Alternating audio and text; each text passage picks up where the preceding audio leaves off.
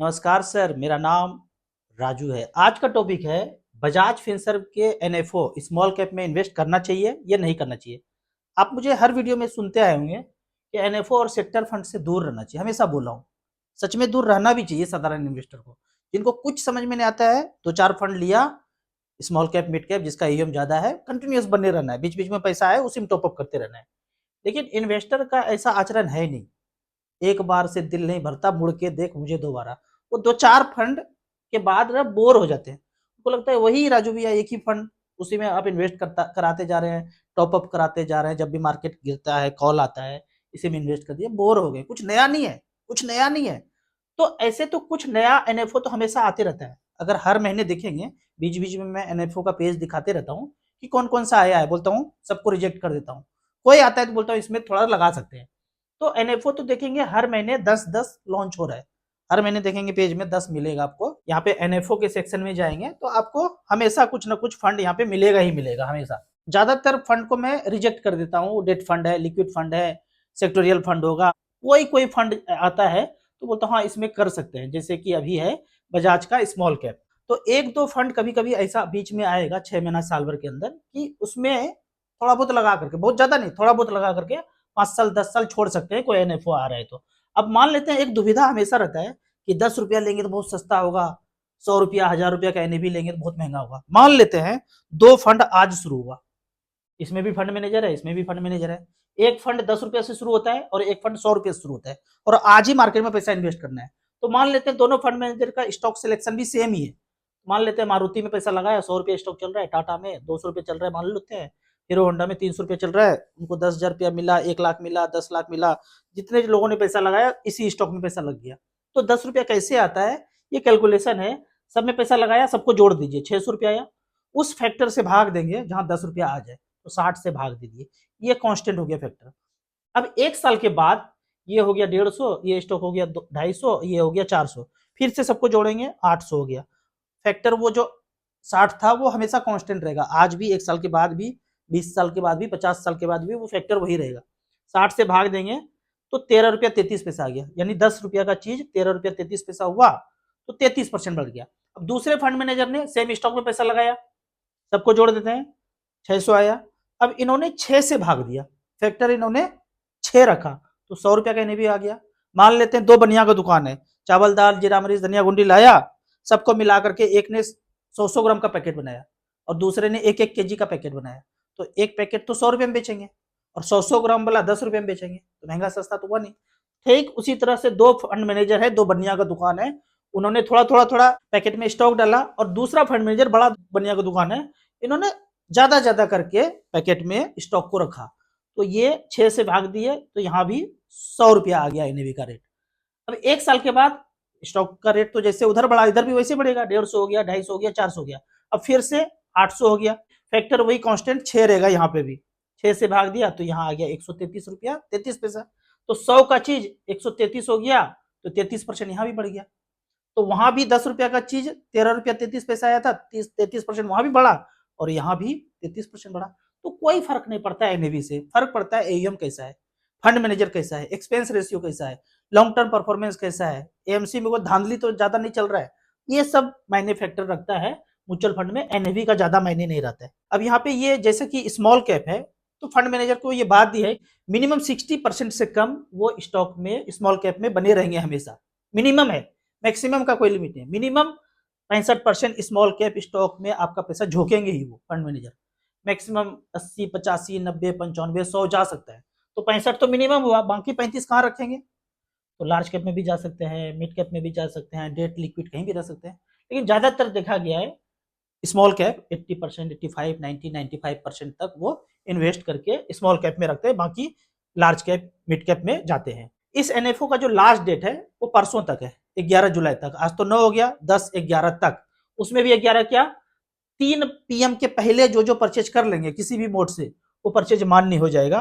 और एक सप्ताह 10 दिन के बाद जब फिर से ये री ओपन होता है, 10 रुपए के रेट से यूनिट अलॉट हो जाएगा। किसी ने 10,000 लगाया तो 1,000 यूनिट मिल गया, 1 लाख लगाया तो 10,000 यूनिट मिल गया, 50,000 लगाया तो 5,000 यूनिट मिल गया। इस डेट के बाद जो परचेज करेंगे रीओपन होने के बाद, उसके बाद मार्केट में जो एनएवी होगा, 10 रुपया 50 पैसा, 10 रुपया 30 पैसा, कम भी हो सकता है, ज़्यादा भी हो सकता है। जो भी मार्केट का एनएवी होगा रीओपन होने के बाद उस रेट से आप फिर से आप इस फंड को परचेज कर सकते हैं बाद में। अब यहाँ पे कुछ कमेंट्स का बात कर लेते हैं। कमेंट्स में पहला क्वेश्चन है, राजू भैया एक ही फंड में कितने समय तक के लिए, कितने ईयर तक के लिए एसआईपी या वन टाइम किया जा सकता है? सभी कैलकुलेटर 40 साल का ही शो हो रहा है। कैलकुलेटर तो कुछ ना कुछ कहीं तो लिमिट होगा ना, वो रुकेगा ना। पैसा आप 10,000 लगाए, 50,000 लगाए या एसआईपी कर रहे हैं, कितने समय के लिए भी कर सकते हैं, आपको कोई पूछने वाला नहीं है। ऊपर चले गए, आपके अकाउंट में पैसा रहेगा, वहां से भी कटते रहेगा जब तक आप स्टॉप नहीं करेंगे। तो कोई टाइम लिमिट नहीं है, कितना दिन भी चलता रहे। लेकिन फिर बोलता हूँ कि पैसे का पहाड़ नहीं बनाना है। पहाड़ बन गया तो उसको धीरे धीरे करके खर्चा करके अपने ऊपर खर्चा भी करना है।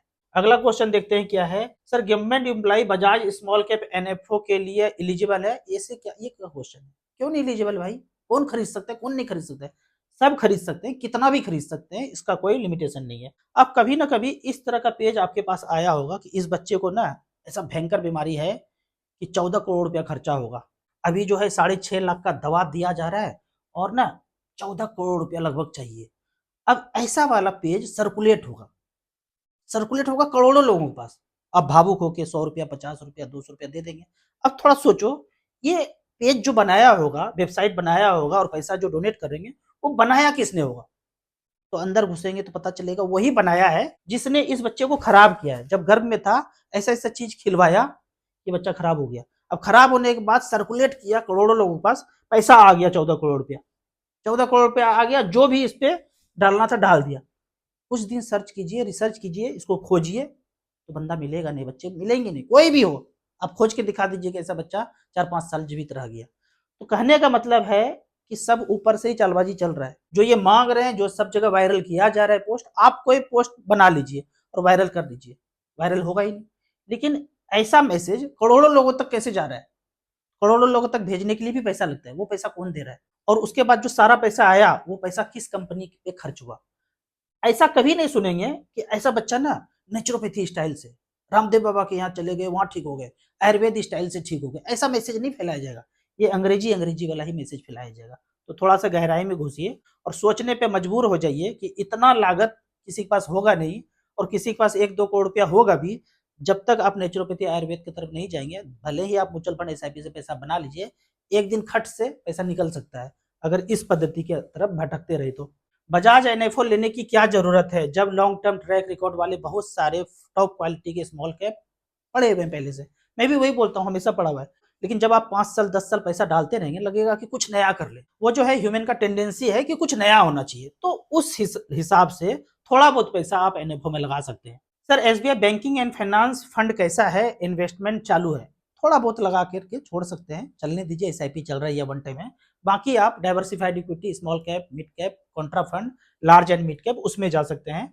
एसबीआई 250 इंडेक्स फंड मुझसे छूट गया था, हालांकि छूटना नहीं चाहिए था, गलती हो गया है कल जो बोला था। एसबीआई 250 इंडेक्स में जरूर आपका एसआईपी या वन टाइम होना चाहिए। स्टॉप करने के बाद अमाउंट कब तक अकाउंट में आएगा? स्टॉप करने के बाद कभी नहीं आएगा। दो बात होता है, एक तो आपको स्टॉप करना है और दूसरा रिडीम होता है। दो तरह का लोग हो सकता है, एक ने सिर्फ स्टॉप किया, पैसा नहीं निकालना चाहता है, तो एएमसी को कैसे पता चलेगा कि ये बंदा सिर्फ अब एसआईपी नहीं देना चाहता है पैसा, और वो पैसा जो इतना जमा हुआ है वो छोड़ना चाहता है मार्केट में? एक तो ये बंदा हो गया। एक दूसरा आपके जैसा है कि स्टॉप भी करना चाहता है, निकालना भी चाहता है। तो स्टॉप करके आपको रिडीम का एप्लीकेशन डालना पड़ेगा। आपने स्टॉप कर दिया, फॉर्म भर के दिया होगा, एक फॉर्म और मिलेगा आपको रिडीम करने का, पैसा निकालने का, विड्रॉवल का भी फॉर्म भर के सबमिट करना पड़ेगा। ऑनलाइन अगर किए हैं तो ऑनलाइन रिडीम का भी ऑप्शन होगा। तो सिर्फ स्टॉप करने का मतलब है कि आप बैंक से आपका पैसा अब एसआईपी में नहीं जाएगा।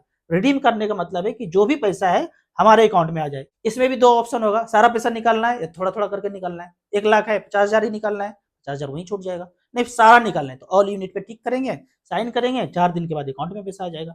राजू भाई ने भी चुपके से एनएफओ खरीद लिया और हमें बताते हैं एनएफओ नहीं लेना। भाई जब से एनएफओ आया है तब से मैं लगातार बोलता जा रहा हूँ, और लेने के बाद प्रूफ दिखा दिया कि हमने लिया है, मना नहीं किया हूँ कि नहीं लेना है। कुछ कुछ एनएफओ लगता है कि पैसा है थोड़ा बहुत तो लगाना चाहिए, लगा सकते हैं। एसबीआई स्मॉल कैप 250 इंडेक्स मेरे पास है, इसमें बने रहूं या स्विच कर दूं मिड कैप में या कॉन्ट्रा फंड में? नहीं भाई, बहुत बेहतरीन फंड है, इसी में बने रहना है।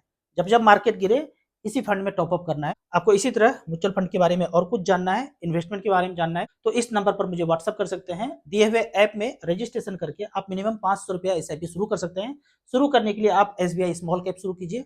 ऑनलाइन समझ में नहीं आता है, किसी भी ब्रांच में जाके आप एसबीआई स्मॉल कैप शुरू कीजिए। जब धीरे धीरे समझ में आए फिर आप ज्यादा पैसा इन्वेस्ट करने का कोशिश कीजिए।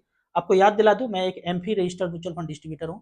आप इसी तरह से कमेंट सेक्शन में क्वेश्चन पूछते रहिए। वीडियो अच्छा लगता है तो लाइक एंड शेयर जरूर करें। Thank you so much.